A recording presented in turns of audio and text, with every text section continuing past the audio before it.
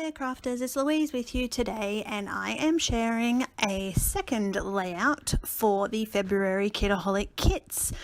Now, I am not a double layout scrapper and I'm not normally a multi-photo scrapper. So two things that I don't do very often, I decided to challenge myself this month to actually create both of those on a layout. So I've got these series of photos from Easter morning, and that's what I decide I'm going to actually create this page about. I've also picked this background paper that came in the February kit, and I want to actually turn this into a double page layout, moving those photos from left to right. Now, these were just some that I printed earlier in the month, and it wasn't so much that I had in mind to create this double page layout, but I just was going ahead and printing photos that I knew hadn't gone onto a scrapbook page as yet. So when I saw the kit, when my kit arrived and I sort of opened it up and pulled it all out, I sort of felt like the fun elements would really suit these photos, and that's why I went with it. Certainly the Easter bunny to me generally means some kind of pink, so I found it a good excuse to use pink on a boy's layout. Now, as you can see, I've trimmed the paper in half and I am using that in my background.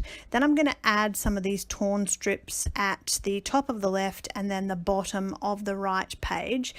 For me, when I'm scrapping, I like things to be fairly symmetrical. So if I do something on one side of the page, I have to go ahead and do that similar or opposite on the other side of the page to help me balance out the aesthetic when I'm viewing or looking at a page.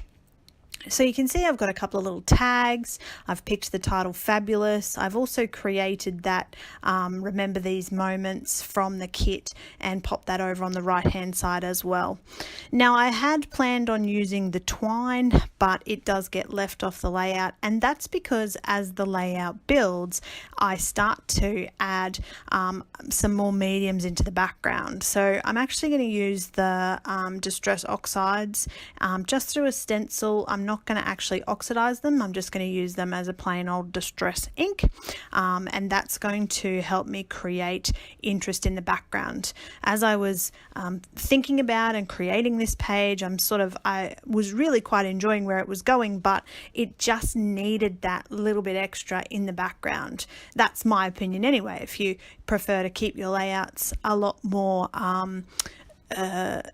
a lot less mixed media, then yeah, absolutely just create a layout with the papers and embellishments. But I do really like to add color into my backgrounds. So the colors that I'm using are Cracked Pistachio, and I'm also going to use the Broken China.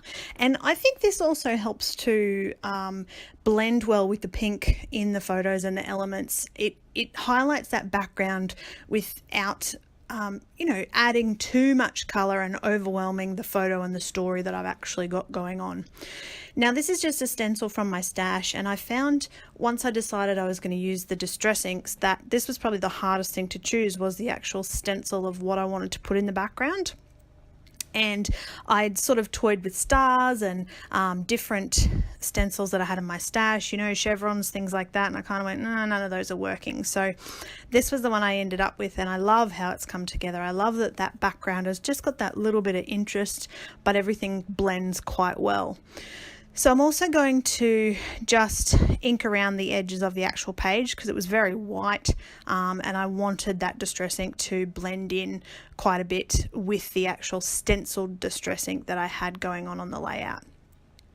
This sort of came about with this stencil and the paste here as a little bit of an accident. I was looking through the stencils, and this is one of the ones that I toyed with putting the distress ink through, but I ended up, because it's so fine, the distress ink doesn't go through it quite as well. It's not as vibrant and noticeable in a background. So I grabbed out some of my gold paste, and I'm just using that. Again, little pops of interest around the page. So nothing particularly difficult. Because most of this happened off camera, I'm just pointing out some of the elements that I've added. So I've added some little stickers, I've popped the title on the page there, and I love how the title actually goes over the two parts of the double layout. So when you open it in an album, you'll actually be able to have it on those two separate pages. I've put a little journaling in the bottom right hand corner, some more of the puffy heart stickers. You've got the tag at the top left, the butterfly top right, and I'm basically just going through and adding small embellishments in the form of the stars and the hearts. So I hope you enjoyed that. It was a challenge for me, but I love how it's turned out. Thank you so much for watching, and of course, if you haven't already, make sure you subscribe.